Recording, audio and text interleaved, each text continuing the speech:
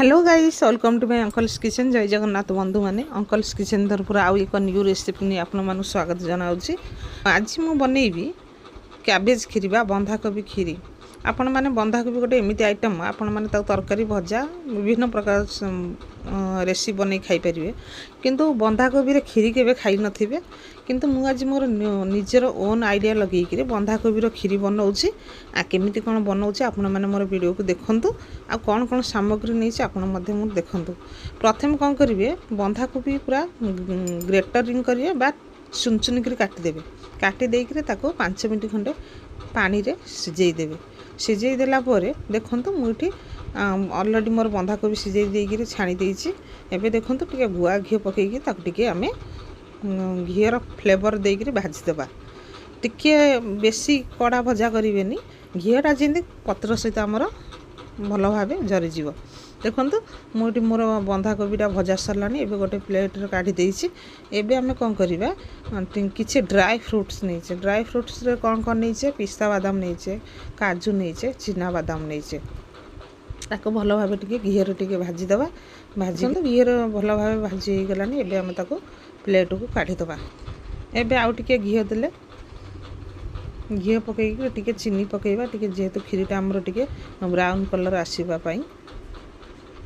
एबे टिके तेजपत्र पकेले, चीनीटा पकेबे जेंति मेल्ट होकर घी सहित सेंति रेड कलर आसला पर आपन क्षीर देबे। मु आगुर कौन करथिली, क्षीरटा को भल भावे एठी मु कैबेज जदि मु एठी पत्रकोबी 250 ग्राम नहींची, ताले क्षीर एठी मु 2 लिटर क्षीर नहीं, 2 लिटर 2.5 लिटर क्षीर नहीं। ताको भल भावे क्षीरटा को मु आगुर फुटई देथिली। एबे मध्य ताको घीर भाजिक भल भावे क्षीरटा को फुटेबा। क्षीरटा को फुटेबे जेमति तार क्षीरटा जेमति आमर राबिडी भलिया हुए, जेमति क्षीरटा मरी मरी मरी मरी राबिडी स्टेज को आसीजिव, से हिसाब से क्षीरटा को फुटेबे। देखो मोर क्षीरटा भल भावे फुटी जाइए। देखो क्षीर मु 2.5 लिटर नहीं थी, ये मोर क्षीर 800 ग्राम पाखापाखि क्षीर मोर रही। से जो भाजिक रखी कोबीटा पकेली, ड्राई फ्रूट्स पकेली, चीनी पकईची, पकईक आउ टिके 5 मिनट क्षीर सहित आम या सिझेई दबा। एबे देखंतु आर फ्लेवर आनियापी जायफल इस्तेमाल करिबा। जायफल पकेबे, जायफल पकेले आमर जो कोबीर जो गैसटा थाए सेटा टिके हबनी। एबे देखंतु भाजिक रखी दिया पिस्ता बादाम ताको ग्रेटरिंग करी पकईचे। एबे मोर बनी जाइए कैबेज खीरी। मु खाइथिली, बहुत भल लागुतला, बढ़िया टेस्ट आसला।